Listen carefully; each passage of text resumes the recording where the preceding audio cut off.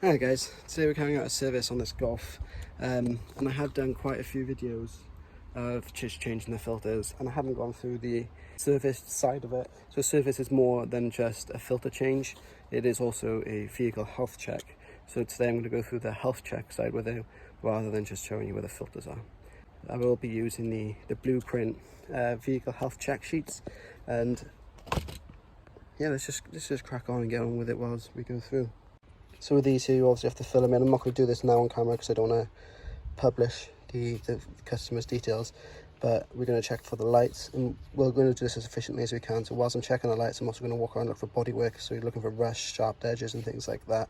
You're going to check the mirrors and the glass and the wiper blade condition whilst I'm circulating around to check the mirrors, well, check the lights anyway.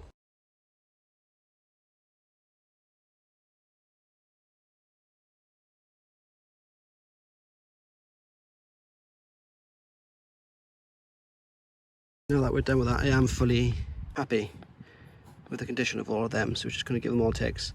Now we're going to go inside and check everything on the inside. We'll check these seat belts in quite an obvious way. First thing we're going to do is plug it in, make sure it clasps. That's in there now. I'm going to yank on it, make sure it stays in. I'm going to yank on this to make sure that engages. And what we're going to do is pull it all the way out. I'm just going to examine it for any sort of rips, tears or fraying of the belt, and that's all in good condition. I'm going to repeat the same process on all other seat belts in the vehicle. Now just work my way around, so now I know that all the doors open fine as they should. So at this stage we can click off seat belts and central lock-in. So the checklist dash, literally all we're going to do is turn it on, but before we turn it on we're going to check the brake servo. Pump that pedal up nice and hard. Radio is obviously working perfectly fine, so let's knock that off. You want all these lights to come up, that's what you want. And then you want all those lights to go off, and you want this pedal to go softer when you turn the engine on. As you can see, the lights are going off apart from the handbrake light, well, the brake warning light because the handbrake is on, and the pedal has gone soft. So we can take them all off. Then we're going to go back inside, we're going to check the interior lights are working, washer's horn, and the aircon system. Let's have a look. Obviously with the horn you're just going to blast it. Then with wipers you're literally just going to squeeze on. They are clearing the screen and fluid is coming out. So we're happy with that. Right, it's going to get noisy, but with the aircon literally all you're going to do is turn it on. You're going to listen for, well, you're going to smell for any smells or anything like that. Make sure it works on all 4 settings. I'm going to blast the AC to make sure there's no smells and everything works perfectly fine on that.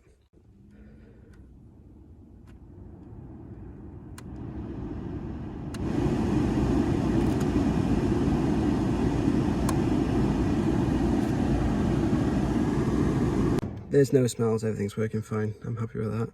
So we'll take them off.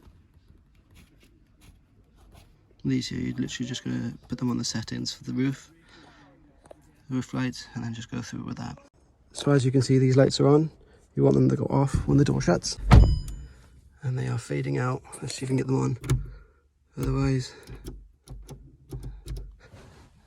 and we are happy with that. Now it's time to get to the engine bay, check the coolant, check the oil, check the brake fluid, check the battery condition, check the auxiliary belt. Now before you get stuck in with testing these fluids, you want to remove any debris from around them because you don't want to contaminate it. And we're going to go one step further and clean these bottles and these caps up whilst they're still on there, so we don't get any dirt into the system itself. Once you've done that, we're going to do an antifreeze test on here. We're going to do a boiling point test on the brake fluid, top up the windscreen wash, and then we're going to come back to you. Right, so we've tested the coolant, that was perfectly fine. Brake fluid is contaminated, topped up the screen wash, and now we're going to head over to the battery. And whilst we're here, that looks perfectly fine. Get a better glimpse of that from underneath, but from here she looks perfect. So this is like a battery cover or a blanket to keep it a little bit warmer in the cold. So we're checking for any leaking. This is just grease by the looks of it. checking for any leaks or anything like that. Then we're gonna, the dial there suggests that it is charged fine, but we are going to clean it all up, put our own terminals on there and test the battery properly. So as you can see, we've cleaned up those terminals, we've applied some fresh propane jelly that will prevent any rust and will help with the current flow a little bit better. The battery isn't 100% charged, it's about 50% charged, which won't cause any issues for the customer for a while. There's a chance now that if it is your vehicle, you can put it on a trickle charge cycle to bring it back to life, or if you're a garage, you can offer that service to the customer, and just make sure that it gets this battery to last a little bit longer for the customer. Now the service sheet tells us to check the oil at this stage, and again, it's not that straightforward. So what I am going to do is pull the dipstick, have a look, see if there's any mayonnaise on the end which isn't, wipe it off, shove it back in, check for levels. Also going to be looking for sort of any metal contamination, and I'm also going to clean up this cap here, this area. Let's just pop this off. Whilst this is off as well, we can check for any electrical connection issues. Any of these are rotten or if the injectors are leaking. We're going to clean this off, and then we'll check for any sort of mayonnaising into the cap or any metal fragments into the cap or anything that would suggest that the oil is in poor condition or the engine's in poor condition. We've cleaned this cap up, we've checked the cap is fine, there's no mayonnaise in or signs of oil ingress on the cap. All the dipsticks, oil level is fine, all the electrical connectors, all the hoses and everything is fine here. So what I'm going to do now is change the air filter, oil filter and fuel filter. Like I said, I'm not doing that part of the service in this video, but I will be recording that for my TikTok and Instagram if you want to go and check that out. The next safety check will be with the wheels off the floor and the wheels off the vehicle, so we will come to that stage in the next clip now. So that's all the filters at the front done. First thing I need to do now, well, the next thing I need to do now is get all 4 wheels off the floor, and we'll go through the safety checks at that point then.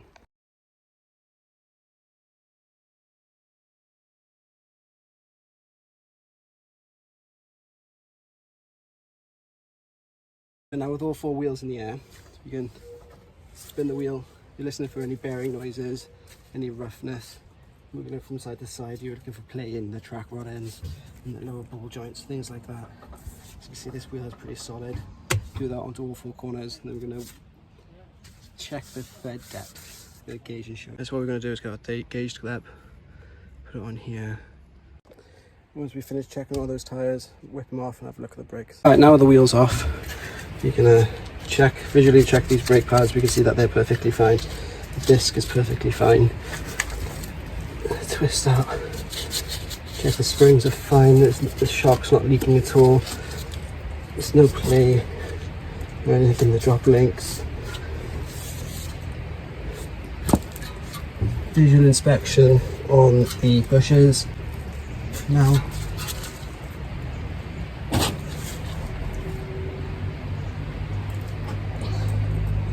My lower ball joint is fine.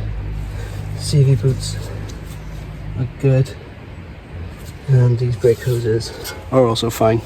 I'm going to get a pry bar in there now, very gently pry on the arm. That's just to see if there's any play in those bushes. We can see that these brake pads are fine, but just so we can tell the customer how much it is, we're going to put our brake wear tool in on the back pad. You can see that there is, just give it 8mm thickness on the inner pad. You see it a bit better. And then the same on the outer pad there. So there's plenty of life left on those pads. You're going to want to measure the thickness of this disc as well for the customer. Once you've done all that, group it on the other side and all 4 corners. And now, whilst the oil is draining, we're going to check the condition of the exhaust here, which all looks good. Check the handbrake cables up here. And we're going to be checking fuel lines and brake lines. See them running over just there. So we're going to check them all out, and that will be the job to go done. The battery on my device is about to run out, so I can't really take you through much further, but we're going to be checking all the brake lines, the handbrake cables, fuel lines, things like that, just from underneath. Whilst we slide underneath, just let the oil drain out.